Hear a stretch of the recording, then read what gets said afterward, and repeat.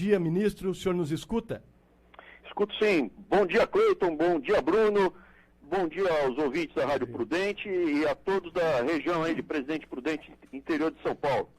Ministro, primeiramente, muito obrigado por nos atender. Essa entrevista muito importante para a região de Presidente Prudente, mas a gente tem que começar com um assunto nacional. Começamos o programa com essa notícia que, no seu ato derradeiro, Raquel Dodge acabou aí pedindo ao STF que derrubasse qualquer, nas palavras dela, ameaça à democracia, à livre manifestação nas escolas, o que vai contra a Escola Sem Partido. Eu estava comentando que muitas vezes é apenas a extrema esquerda que tem liberdade dentro de algumas instituições. Eu queria a opinião do senhor sobre esse último ato da ex-procuradora-geral da República, Raquel Dodge. Olha, eu como ministro, eu como cidadão, se eu falar o que eu penso, vai tumultuar um pouquinho. Então eu como ministro, eu acho que o histórico dela fala por si só. O que a gente vai soltar, espero que junto com o presidente, essa semana ainda, algumas medidas para garantir a liberdade e a pluralidade nas escolas. Então, isso que o senhor falou é verdade. A gente tem que garantir a voz de todos dentro do ambiente, do espaço público, o que é pago pelo dinheiro do contribuinte dentro da sua casa, vai quem quer, vai quem o senhor quer, né? Dentro da sua casa, se entrar alguém falando uma coisa que vai contra a sua essência, contra os seus princípios, fala, por favor, retire isso da minha casa, é minha propriedade privada. No espaço público, tem que ser um espaço democrático onde todas as vozes têm que ser ouvidas. Então a gente quer garantir liberdade e pluralidade, que eu concordo com o senhor hoje. Se você for a certos ambientes, entre aspas, acadêmicos, está muito mais para uma madraça talibã do que para um ambiente de pesquisa científica, onde você tem um debate livre. E a gente quer garantir, ou mesmo na escola básica, né? O papel da escola é educar as crianças, evidentemente cada um tem a sua posição política, você não tem como se desvencilhar completamente delas, mas você tem que respeitar o direito do aluno de ter um ambiente plural e não um dogmático. Perfeito, ministro. E a gente realmente entende isso e percebe, né? Mas é um movimento muito ligado à esquerda. Se aprovado aí, o Augusto Aras deve ter um posicionamento diferente com relação a isso, né? Isso é o que se espera, né, ministro? Olha, eu gosto muito dessa visão, né, de ver as pessoas. Porque, no limite, o que está fazendo a diferença é que nós, brasileiros, paulistas, a gente cansou. A gente cansou desse papo furado que está vindo aí, de esquerdizante, que está vindo desde a época do Fernando Henrique. A verdade é essa. Quem começou essa onda toda, começou lá atrás com o Fernando Henrique. De forma suave, mansinha. Depois a gente vai aceitando, né? Você nunca começa numa coisa ruim de cara. Você começa devagarzinho, né? Dificilmente um jovem começa a fumar crack, saiu já chega no crack. Ele começa com uma maconha, né? Então, assim, essa conversa, entre aspas, doce, de esquerda, que a culpa é do imperialismo estadunidense, eles falam, a culpa é do imperialismo estadunidense, a família é opressora, o seu pai é opressor, a criança vai aprender com o professor numa troca de ideias, né? A ideologia do oprimido, e vai com esse papinho furado, e não, que olha, a vida é dura, aprender é difícil, dá trabalho, ganhar o pão, é como está na Bíblia, com suor que a gente ganha o pão. Se a gente fizer tudo certo, a vida fica um pouquinho melhor amanhã, e depois um pouquinho melhor, e depois um pouquinho melhor. E essa que é a verdade, aprender dá trabalho, é difícil, ensinar é difícil. E a gente quer garantir que essa verdade prevaleça e volte a ser um lugar comum no Brasil, e não essa doutrinação que houve ao longo dos últimos 16 anos de PT, porque o Temer foi parte desse governo, do PT, e antes disso já estava vendo com o Fernando Henrique. As famílias acordaram. Eu acho que esse é o principal. Pode vir Raquel Dodge, pode vir quem for. A gente não vai mais aceitar isso que houve nos últimos 20 anos no Brasil. E na verdade, muitas vezes a esquerda fala, tem esse discurso, mas defende aí totalitarismos como a própria Venezuela ou o país de Cuba e todas as atrocidades. Às vezes, sempre, né, ministro? Pergunte para qualquer comunistinha o que ele acha do Stalin. Stalin é um assassino contumaz. Pergunta para qualquer comunistinha o que ele acha do Che Guevara. O Che Guevara matava criança a tiro de queima-roupa. Ele chamava, uma vez para documentar, o garoto foi pedir para o pai ser libertado, ele falou, some daqui senão eu te dou um tiro na cabeça. O garoto não sumiu, ele deu um tiro no meio dos olhos na cabeça do garoto, na frente de todo mundo. O Che Guevara tem carta de punho pro papai dele, playboyzinho, que ele escreveu pro papai, que papai descobriu a minha verdadeira vocação, é matar gente. E na hora que foi pego na Bolívia, ficou implorando para não ser morto, aquele covarde, fascina, racista. Ele chamava os colegas dele, em Sierra Maestra, que lutavam ao lado dele, os que tinham a pele mais escura, chamava de macaco.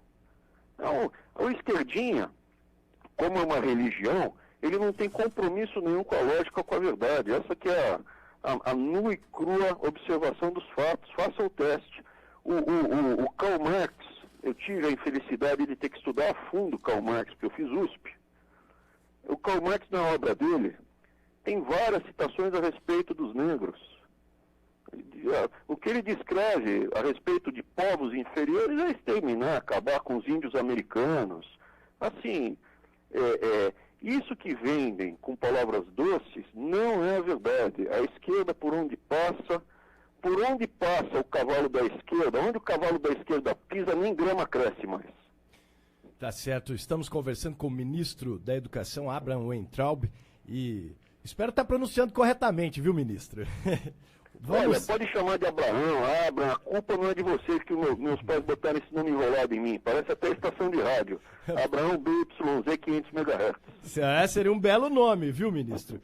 E o Cleiton Mussi tem uma pergunta. Só registrando, ministro, nós estamos menos de um ano, que é 8 meses do governo, ou 9 meses do governo Bolsonaro.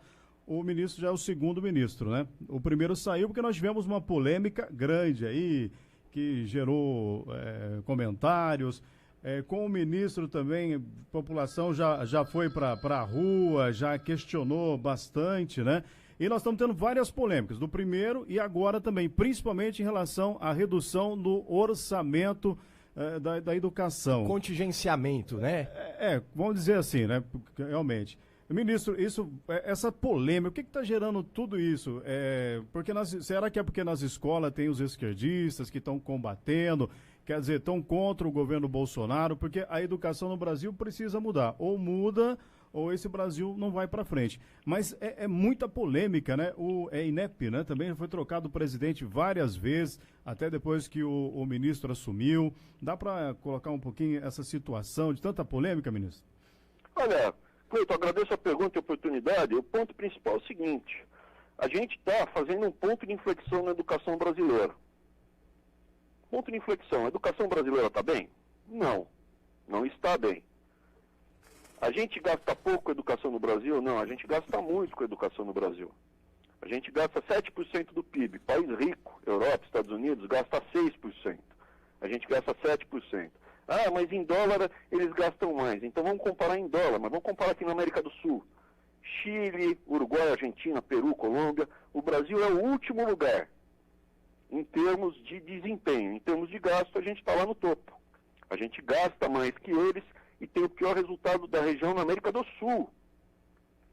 A gente está aí muito próximo do Peru, só que o Peru, provavelmente agora no final do ano, vai sair o desempenho do último ano da gestão PT. E a gente vai estar em última posição na América do Sul. Precisa gastar mais. Os Emirados Árabes gastam 3 vezes mais que a gente e tem o mesmo desempenho que o Brasil. Então, fato concreto. A gente gasta muito, gasta mal, a técnica é ruim e o resultado é que 1/3 das crianças brasileiras, dos jovens brasileiros, são analfabetos funcionais. Não conseguem ler uma receita de bolo de cenoura. Analfabeto funcional, isso não é um editorial de uma revista. Dá uma receita de bolo de cenoura e fala, faz. 1/3 não consegue fazer, terminando o ensino médio. 1/3 não consegue pegar um manual de instrução de uma coisa simples, ler e operar uma máquina simples. Metade das crianças brasileiras na terceira série é analfabeta total. No terceiro aninho, não consegue ler escola. Não consegue fazer a conta. 7 vezes 3 igual a 21. Não consegue. Metade. Então, o que acontece? A gente gasta mal, a gente tem só 1/3 das crianças em creche, incluindo as privadas, não tem a pré-escola universalizada, então o filho da classe média chega no primeiro aninho, sabendo segurar no lápis, sabendo os foneminhas, babebi babu, sabendo escrever um nominho, e o filho do pobre vai ter contato com isso. No primeiro ano ele já fica para trás, na terceira série ele não entende mais o que está sendo dito na aula e vai ficando para trás. A gente priorizou investir nas universidades federais. As universidades federais atendem 17% dos estudantes que fazem ensino superior, porque ensino superior no Brasil é privado, 80% está na instituição privada. Ah, mas a pesquisa, as universidades federais fazem pesquisa. O grosso parte da pesquisa brasileira está na USP, na Unicamp e na Unesp. Tira essas daí, já cai bastante. E não é verdade que o Brasil produz muita pesquisa. A gente está em 13º na produção física, mas está entre as últimas posições do mundo em produção que presta. A gente produz muita porcaria. E no YouTube, na internet, está cheio de exemplos de porcaria que é feita. Aí o que acontece? Tem aí a Rede Globo, tem a Folha, que usam exemplos para falar, aqui tem um exemplo bom. Mas atrás desse exemplo bom é como o bandido usando o refém, né? Ele se esconde atrás de um exemplo bom para esconder um buzilhão de exemplos ruins. A estatística mostra. A gente tem uma das piores produções qualitativas acadêmicas do mundo. As nossas universidades estão bem ranqueadas. Veja, o ranking é feito entre as 1000 melhores do mundo. Não existe uma única universidade no Brasil entre as 100 melhores do mundo, entre as 200 melhores do mundo, entre as 250 melhores do mundo. Entre as federais não tem uma entre as 600 melhores do mundo. Mas a gente está gastando pouco com elas. Uma única universidade federal no Brasil, são quase 70, hein? As mais caras, pega aí, a Universidade Federal do Rio de Janeiro, custa por ano 3,7 bilhões de reais. Eu vou repetir. A Universidade Federal do Rio de Janeiro, ou a Universidade de São Paulo, ou a Universidade... Tem um monte que gastam mais do que 3 bilhões de reais por ano. O presidente prudente não tem isso de orçamento total. 3 bilhões de reais por ano no Brasil inteiro. E está sucateada ainda, ministro, né? A Universidade do Rio de Janeiro ainda está em condições ruins, condições físicas e estruturais ruins. Veja, gasta-se muito. Quantas horas de aula um professor de ensino... Bom dia, ministro. Aqui quem fala é Mônica Guglielmi. Eu gostaria de fazer uma pergunta sobre a educação básica no Brasil. Nós sabemos que alguns países se desenvolveram... Esse é o herói. Que pega no lapisinho na mão da criança e ensina a fazer o A, B, C e vai. Esse é o herói. Ganha R$ 2.100. 20 horas de aula por semana. Quanto ganha um professor de uma universidade federal? Ele ganha de 15, se ele tiver dedicação exclusiva, de 15 a 20 mil reais por mês. É uma disparidade muito grande. Quantas horas de aula ele tem que dar? 8. Eu vou repetir. 8 horas de aula por semana. Se ele quiser, ele vai uma vez por semana e acabou. Quantos alunos ele tem na média? 12. O custo de um aluno numa universidade federal é altíssimo. Mais da metade desiste. Porque a gente pensa que as federais é que nem USP. Não é, está uma situação muito pior. E aí quem paga por tudo isso somos todos nós. Quando a gente vai pagar a conta de luz, tem imposto. Quando a gente vai comprar um celular, tem imposto. Vai comprar uma motinha, uma moto, tem imposto. Vai colocar gasolina no carro, tem imposto. Conta de luz, tem imposto. Tudo tem imposto. Para onde vai esse imposto? Vai para muitos locais, entre eles para as universidades federais. Só que veio crescendo muito. O PT usou as universidades como plataforma política deles, sim. Você pega os reitores, muitos são filiados ao PSTU, PSOL e PT. E você tentar entrar numa universidade, olha aí, eventos em universidades, está cheio de evento político, enquanto que qualquer coisa que não seja de esquerda não é bem recebido em quase nenhuma universidade. São plataformas. Só para ter dimensão, para vocês que estão aí, o tamanho do imbróglio. Na República inteira Federativa Brasileira, a gente tem 600 mil funcionários civis na ativa. Metade, 300 mil, estão no MEC. Eu vou repetir, 300 mil é do tamanho das Forças Armadas. 100 mil foram contratados nos últimos poucos anos do PT. Essa folha cresce 8% ao ano. Quem paga? Nós, todos, brasileiros. Suado, é difícil pagar imposto, dói no coração. Vai chegar o começo do ano que vem, tem IPVA, tem IPTU, dói, machuca. Essa tigrada aí gastou dinheiro como se não houvesse amanhã, 3 bilhões de reais por ano, eu boto todas as crianças que estão fora na creche nas creches. É o que custa. É um absurdo que fizeram no Brasil. E aí vem esse pessoal com essa obra maravilhosa que eles fizeram, aqui eu estou sendo irônico, falar que eu sou um douto. Veja, a minha formação, apesar do meu jeito simplesão de falar, a minha formação é USP, é FGV. Eu fui o melhor aluno do MBA internacional em 5 universidades lá fora. Universidade Chinesa de Hong Kong. Quiser falar inglês fluente comigo, falo fluente, espanhol também. Aí vem a Rede Globo me desconstruir. Veja, esses doutos sábios que ficam falando muito de minhoca e entregar a educação do Brasil nesse estado lastimável, a um custo gigantesco para uma população sofrida a pagar, eles não têm moral para falar isso. Isso quando não aparece aí mais 30 pessoas sendo presas com um esquema de 500 milhões, como o Sérgio Moro acabou de botar na cadeia, um bando de safado que roubou o nosso dinheiro com esses projetos que foram feitos nesses anos todos. Entendeu? Então, assim, a minha polêmica é porque eu falo a verdade na lata. Essa que é a minha polêmica. Se você pegar, e eu não tenho medo de falar na lata, porque a alternativa é esse país ruir, como a Venezuela ruiu, afundou, como a Argentina está afundando, como Cuba é um horror. A medicina cubana é maravilhosa. Quando o Lula ficou doente, ele foi se tratar no Sírio-Libanês. A Dilma foi se tratar no Sírio-Libanês, não foi para Cuba.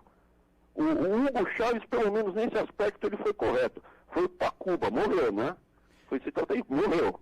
Então, assim, existe muita mentira que foi dita nesses anos todos, mas o fato, a educação é fundamental para a gente ser livre.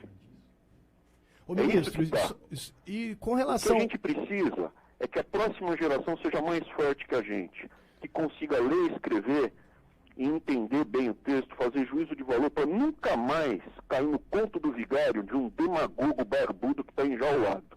Ô, ministro, a segunda coisa que é importante é que uma pessoa que sabe ler e escrever, ela tem mais capacidade de aprender um ofício. E se você tem um ofício, você tem renda, e daí você tem mais liberdade para não depender de uma bolsa qualquer, Bolsa Família, de um trocado que você vai obter. Você tem a sua renda, você tem a sua liberdade, você tem a sua saúde, você não usa droga, e aí você é uma pessoa livre. Então a gente está falando de educação e liberdade. E esses anos todos, a estrutura que foi feita para escravizar nós brasileiros. O ministro, palavras do ministro, né? O ministro falou, o educador ou o método deve ter critérios científicos comprovados. O ministro ainda falou assim, quer acabar com essa unanimidade burra. Quer dizer, o ministro quer dizer o que com isso? Então vamos ter que mudar tudo, ministro. Pelo que o ministro acabou de falar também. Tem algumas escolas no Brasil que adotam métodos científicos. Na média, a gente adota os métodos que são identificados aí com o bonito do Paulo Freire, né? Que tem aqui, eu falei que o mural que fizeram aqui na frente do MEC era feio, o pessoal falou, você não tem direito de falar que o Paulo Freire era feio. Tudo bem. Não vamos entrar nessa polêmica. Só registrando também, teve até a pergunta sobre polêmicas, tudo, foi até também sobre o Paulo Freire que falou, houve críticas e comentários, né, ministro? Assim, veja, o meio científico, o meio acadêmico, você tem que ter liberdade para falar, olha, o método brasileiro não deu certo, só é adotado aqui no Brasil, prevalentemente, e o resultado é horrível. O método científico é isso, eu faço uma teoria e vejo, constato o resultado observado na prática. A gente fez uma teoria, o resultado observado na prática é que é muito ruim. A gente gasta bastante e os nossos alunos, nossas crianças, são analfabetos. Aí o que acontece? Eu ousei questionar, e vamos trazer, você pode adotar o critério que for, só que só tem que ser científico. Prove que tem um paper reconhecido internacionalmente que o seu método dá certo. A gente recomenda o fonético, mas pode ser qualquer um. O fônico, perdão. O método fônico. que é o blá, blá, bli, blá, blu, que é o que o mais votado nos países que dão certo. E aí gera polêmica. Por quê? Porque você teve uma doutrinação durante muito tempo, uma lavagem cerebral, as pessoas vão, evidentemente, você faz uma obra na sua casa, você chega, você vê que está tudo errado, o encanamento está errado, você chega para o mestre de obra, você chega para o encanador e fala, olha, seu trabalho foi horrível, ele não gosta de escutar isso. Ele não gosta de escutar isso. E a verdade é, o trabalho realizado nos últimos 20 anos no Brasil é horrível. E me perguntaram qual é o seu legado. Bom, o presidente Jair Bolsonaro me mandou para cá para fazer um ponto de inflexão. Que o mandato do presidente Jair Bolsonaro seja caracterizado como ponto de inflexão onde a educação no Brasil pare de afundar e comece a melhorar e a gente consiga estar entre os melhores países da América do Sul. Que a gente consiga passar a Colômbia. Olha que meta. Não é que a gente tenha a meta de chegar no mesmo patamar da Alemanha, infelizmente. É que a gente consiga superar a Colômbia. Ficar igual ao Chile. Hein? Esse que é o legado dos grandes educadores e sábios. Novamente, a minha formação acadêmica, eu sou professor concursado de uma Universidade Federal. A maior parte dos ministros que vieram aqui antes de mim não tinham essa formação que eu tenho, nem a experiência de professor. Mas aí a Rede Globo vai e desconstrói a imagem, fala que eu sou burro, etc e tal.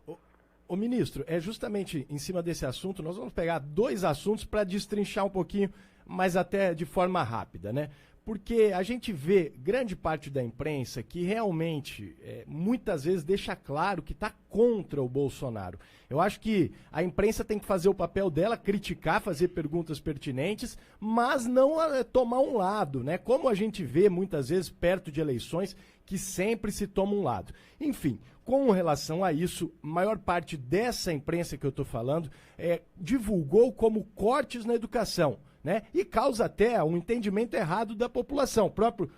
O nosso jornalista Cleito falou a palavra corte, né, de uma maneira automática, de tanto que isso é divulgado. Então, 2 coisas, na opinião do senhor, por que existe essa perseguição para quem é do governo Bolsonaro por parte da imprensa? E, em segundo, como é um contingenciamento, com a reforma da Previdência, uma melhoria na economia, na economia, na verdade, da União, do governo federal, será possível retomar esses investimentos na totalidade, o que foi contingenciado, voltar à verba anterior? Excelente pergunta e obrigado, viu? Olha, a minha experiência, eu sou professor concursado numa federal há mais de 5 anos, mas a minha vida toda foi na iniciativa privada, como executivo, tocando os grandes projetos e grandes times. Então, o que aconteceu? A gente chegou aqui e pegou uma situação de país quebrado, arrasado. A gente entrou, quando eu entrei no MEC, o ministro anterior, de fato, era uma boa pessoa, bem intencionado, mas aqui o MEC era um dos ambientes mais difíceis e poluídos de toda a esplanada. O desafio aqui é hercúleo. E às vezes precisa de uma pessoa mais cascuda, que nem eu, que fala mais na lata as coisas, do que um acadêmico como o velho Zé, que é uma boa pessoa. A segunda característica, a minha experiência de executivo é o seguinte: eu tenho 20 caras no time, eu estou sempre olhando quem é o que está performando mal. E eu mando embora mesmo, não performou bem, não entregou o que estava combinado, apertou minha mão, não me explicou, está na rua.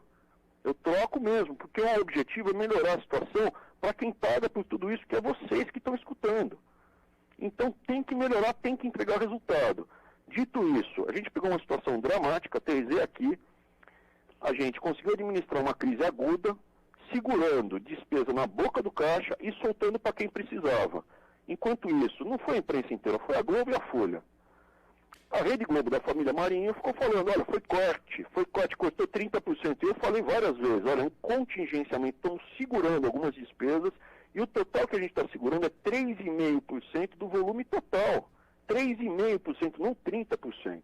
3,5%, eu tenho R$1.000 de orçamento, eu estou pedindo para você não gastar 35 agora, gasta depois. R$35 e não 300. Então, quando eles falavam, vai quebrar tudo, as universidades vão parar. Passado esse período todo, não tem uma universidade sem luz, não tem uma universidade fechada. Bandejão está lá, estão servindo comida. Os hospitais universitários todos funcionando, não houve uma redução, nenhum contingenciamento.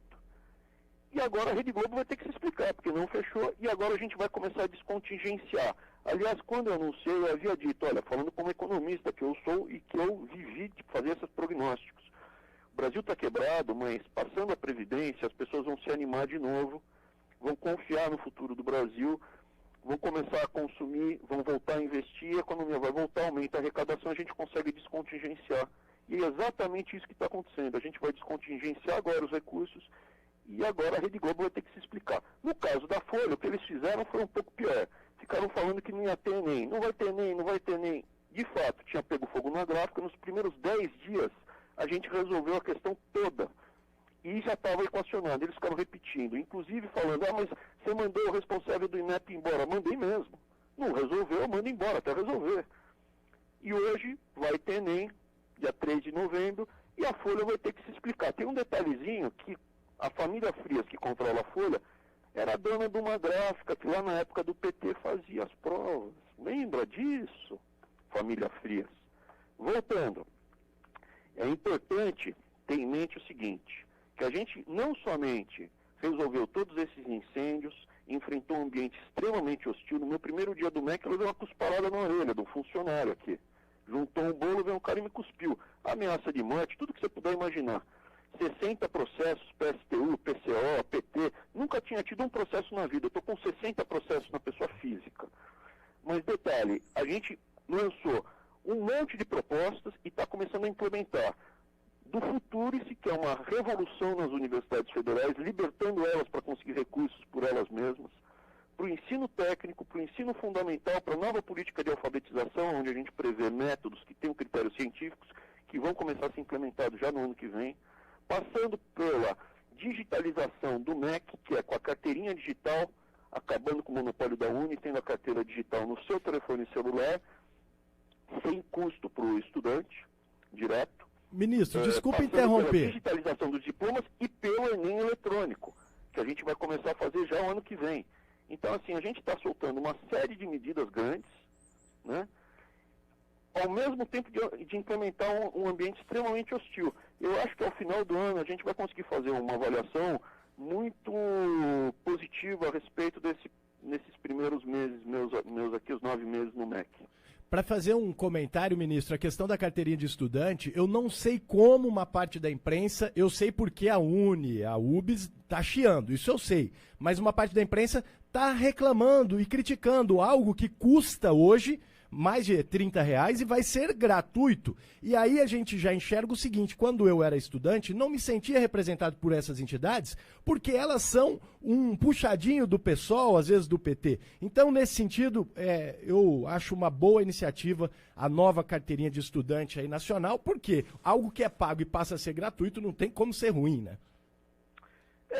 Assim, tem um custo que é o contribuinte que vai pagar, mas é um custo por carteirinha, estamos falando de centavos, né? Falando aí de 7 centavos por carteirinha. Então é um custo tão ínfimo que a gente não vai cobrar diretamente do estudante e entra numa pequena despesa do orçamento do MEC.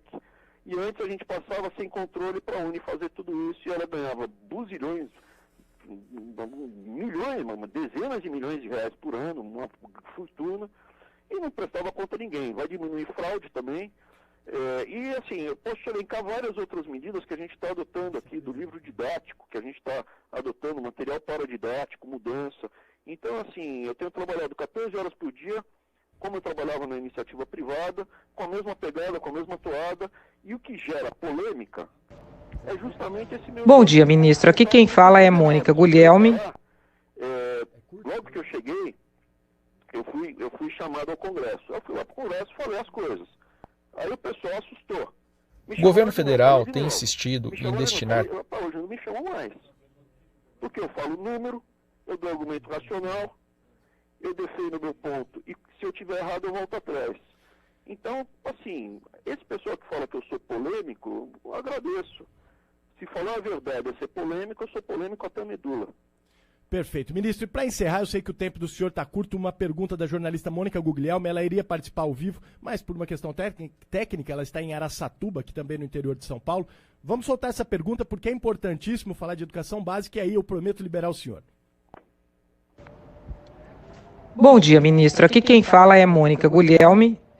Eu gostaria de fazer uma pergunta sobre a educação básica no Brasil. Nós sabemos que alguns países se desenvolveram investindo em educação básica, como, por exemplo, Coreia do Sul e Finlândia. E capacitação de professores, investiram pesado na educação básica, que, ao meu ver, é a base do desenvolvimento de uma sociedade. O Brasil ocupa hoje o 53º lugar em educação em 65 países avaliados. E a gente vê congelamento e retirada de verbas na educação.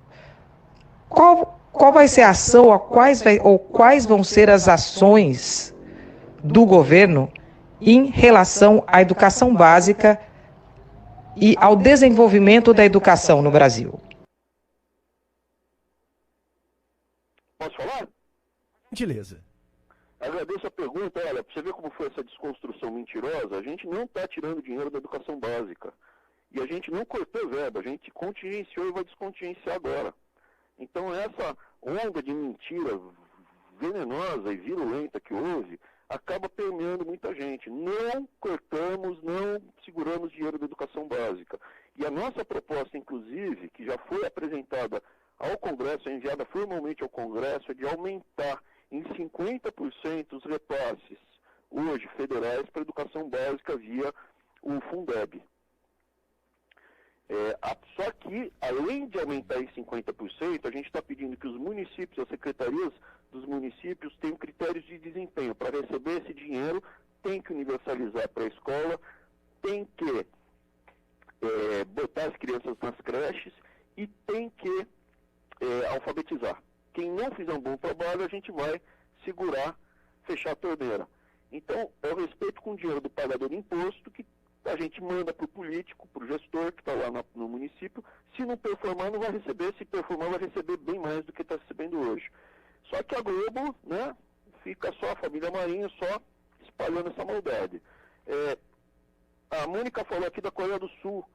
Na viagem que o presidente Bolsonaro fez para a Ásia, eu estava junto. A gente foi, em particular, para a Coreia do Sul, para o Japão, para ver como tinha sido feito. E ela está correta. Isso daí tem um prêmio Nobel de Economia no ano 2000. Ele mostrou estatisticamente que o investimento no começo da vida da criança, pré-escola, é mais importante do que na faculdade. É ali que você faz a transformação. Se você não alfabetiza, a criança tem que chegar alfabetizada no primeiro aninho. Você tem que resgatar o mal feito que foi feito no Brasil, esse grande mal que foi feito no Brasil. E o primeiro passo é falar a verdade. A verdade, a gente não está diminuindo verba para o fundamental, está aumentando, não cortamos, estamos agora descontingenciando, né? Estamos mandando dinheiro de volta. Tivemos que fazer isso não porque a gente é malvado, mas porque quebraram o país. E se não fizesse isso, o câmbio hoje estava a 6, o PT estava abrindo processo de impeachment contra o presidente Bolsonaro, teve que cumprir a lei. Então, tudo isso que a gente está fazendo, infelizmente, a família Marinho tem aí 40% da mídia no Brasil e isso acaba permeando. Só que a verdade prevalece, né? Tinha o meu xará, o Abraham Lincoln, presidente americano, quem eu gosto muito da história dele, é pobre, começou pobre, depois subiu, chegou à presidência. Ele falava uma coisa que eu concordo 100%. Você pode enganar poucos durante muito tempo. Você pode enganar você pode enganar poucos durante muito tempo. Você pode manter um grupo pequeno de pessoas debaixo de uma mentira durante muito tempo. Ou manter muita gente, mentir para muita gente durante pouco tempo. Mas prevalecer a mentira para todo mundo durante muito tempo não é verdade, não acontece. A verdade acaba prevalecendo. E a verdade está aparecendo. A verdade qual é? As universidades, nenhuma fechou. Elas têm orçamentos bilionários, os nossos recursos estão indo, sim, para o professor ganhar 15, 20 mil reais, federal, para dar 8 horas de aula em vez de ir para o professor de ensino fundamental. A gente está aumentando o dinheiro para o ensino fundamental e não diminuindo. A gente teve que contingenciar as universidades federais que atendem um grupo pequeno dos estudantes universitários. A grande maioria dos estudantes universitários no Brasil paga os seus próprios estudos. E isso contraria o interesse de alguns poucos grupos que mamaram muito nas tetas do governo, que viveram de empréstimos do BNDES e ficam e são os arautos do bom mocismo, né? O cara que vem com aquela carinha de anjo, fica com aquela carinha que é bonzinho e tal, e só que ficou rico em vez de pelo trabalho próprio, com base em teta, em empréstimo do BNDES para comprar jatinho, essas coisas erradas aí que a gente já sabe. Ministro, muito obrigado. Deixa eu falar uma coisa só importante. Por favor. Eu sou um cara exatamente igual a vocês que estão me ouvindo. Eu estava fulo da vida. Fui pra rua, estavam destruindo o Brasil, eu estava possesso. Então tudo isso que está de errado aí, eu fico possesso. E tudo isso que vocês acham que está errado mesmo. A gente chega aqui e encontra um monte de coisa errada. Todo dia a gente abre uma gaveta e encontra coisa errada. Entendeu? E a gente está tentando arrumar, só que tem muita coisa errada. Tem muita estrutura, eles vêm para cima. Tem muito grupo, tem muita gente que rica no Brasil sem merecer. E essas pessoas estão reagindo. Então é importante entender que o meu jeito é que eu sou um cara simples do povo aí, que nem vocês aí. Falo que nem vocês. E aí ficam com fazendo caras e bocas, falando, mas ele não respeita a liturgia do cargo. Não respeito mesmo, porque esse respeito, eu quero ter o respeito com a minha família, olhar na cara deles e falar, estou fazendo o que é certo. Perfeito. Desculpa o desabafo. Ministro, muito obrigado pela essa importante entrevista aí, para a gente esclarecer várias questões e a população da região de Presidente Prudente, essa rádio que tem 70 anos, ficou muita informação. Ministro, um abraço para o senhor, obrigado, um ótimo trabalho. Fiquem com Deus, grande abraço. Amém.